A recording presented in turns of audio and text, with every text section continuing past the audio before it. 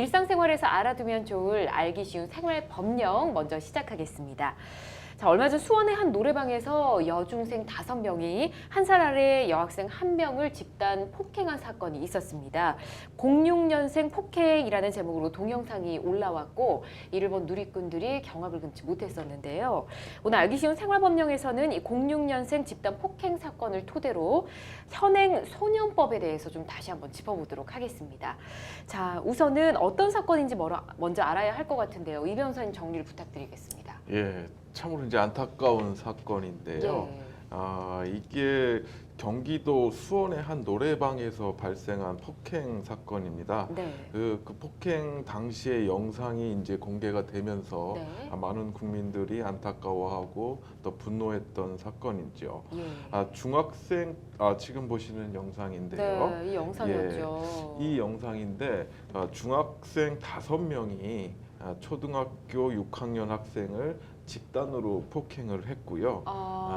영상 속의 피해자는 이 폭행으로 인해서 피로 옷이 젖을 정도였다고 합니다. 네, 영상 인터넷을 통해서 굉장히 사진이나 영상 많이 돌았었는데 계속해서 이렇게 맞고 있는 모습이고 네. 또 피가 얼굴에 이제 다 묻어 있고 옷에도 막 떨어져 있고 이런 모습들을 볼 수가 있었습니다. 어떻게 이렇게 때릴 수가 있었나 좀 너무 심각하다는 생각이 드는데 왜 이렇게까지 폭행을 한 건가요? 뭐 그 사유를 들어보면 더 어이가 없어지는데요. 예. 인터넷으로 알게 된 이들이 서로 채팅을 주고받다가 초등학교 6학년 학생이 가해자에게 반말을 했고 서로 이제 말싸움 도중에 만나기로 했다고 합니다. 가해자는 피해자가 먼저 반말을 했고 마음에 들지 않았다는 이유로 폭행을 했다고 합니다. 그렇군요. 이게 또 이 변호사님은 좀 자녀분들이 또래가 또 있으시다 보니까 굉장히 안타깝게 또 말씀해 주셨습니다. 지금 저희가 영상을 보긴 했지만 저희는 지금 소리를 줄여놓은 상황이거든요. 옆에서 노래를 부르는 등 이해하지 못할 행동을 하는 청소년도 있었다고 합니다. 이게 방조라고 해야 할지 이 부분은 법적으로 문제되지 않을까요? 네, 다른 사람의 범죄 행위를 이제 돕는 것을 방조라고 합니다. 예. 그런데 이제 노래를 부른 학생들이 과연 방조에 해당하는지는 영상만으로는 알기가 좀 어렵습니다. 하지만 만약에 이 학생들이 주도한 가해자들의 범행 계획을 미리 알고 있었고 이러한 것에 대해서 단체의 위력을 드러내는데 일조했다고 평가할 수 있다면 이것 또한 방조로 이제 평가될 수가 있을 것 같습니다. 그렇군요. 네.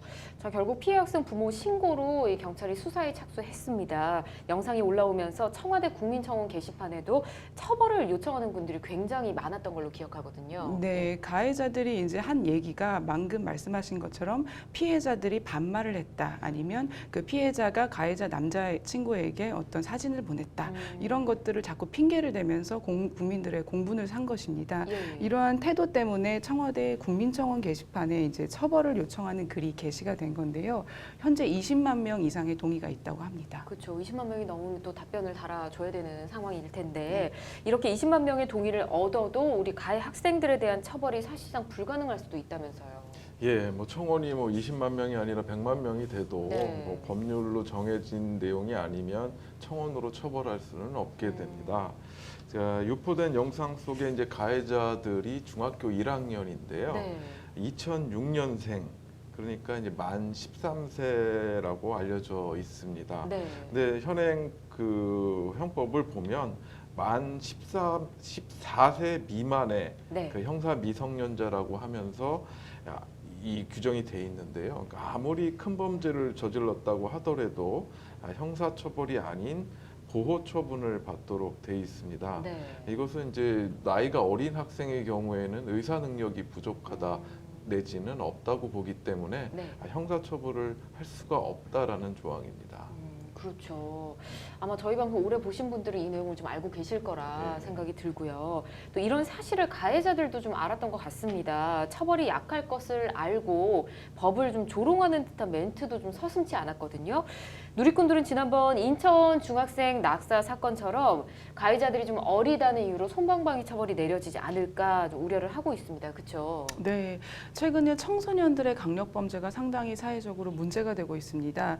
가해자가 청소년 청소년이라는 이유만으로 방금처럼 이렇게 처벌이 안 되는 현행 법령에 문제가 있는 것인데요. 예. 이러한 낮은 형량이나 형사처벌을 면하는 이런 것에 대해서 엄벌을 요구하는 여론이 높아지고 있습니다. 또 일각에서는 그렇지만 아니다, 청소년이다. 네. 이 촉법 소년의 기준 연령을 하향하는 것은 국제 인권 기준에 맞지가 않다. 이런 주장을 하고 있어서 좀 팽팽하게 입장이 대립되고 있습니다. 저는 이제 이러한 사안을 보면서 저도 의견을 좀 생각을 해봤는데 네. 현행 촉법 소년에 관한 규정이 조금 현재 우리 사회의 성숙도, 아이들이 점점 더 성숙하고 있는 것이나 사회적인 관계, 지능이나 이런 부분에 대해 좀 따라가지 못하는 면도 있다고 생각이 듭니다. 예. 그래서 이런 소년이라는 이유로 관대한 처분을 받기보다는 조금 더 엄중한 처벌도 필요하다고 보이고, 다만 소년의 특성은 좀 이렇게 보완이 되어야 할 것입니다. 알겠습니다. 자, 문제가 또 있습니다. 이 가해자들의 신상 정보가 무차별적으로 유포되고 있다고 하는데요. 가해자들 또한 미성년자이기 때문에 이게 또 다른 피해를 낳지 않을까 우려되는 상황이거든요. 이 변호사님 어떻게 보십니까? 예, 뭐 이들이 아무리 잘못했다고 해도 네. 이 어린 학생들의 신상 정보가 무차별적으로 유포되는 것은 막아야 되겠죠. 네. 근데 이런 행동이 생김으로 인해서 우리가 촉법 소년을 어떻게 다뤄야 할 것인가라는 논의가 변질되고 왜곡될 수가 있습니다. 네. 그래서 이런 신상정보 유출 행위는 좀 자제할 필요가 있고요.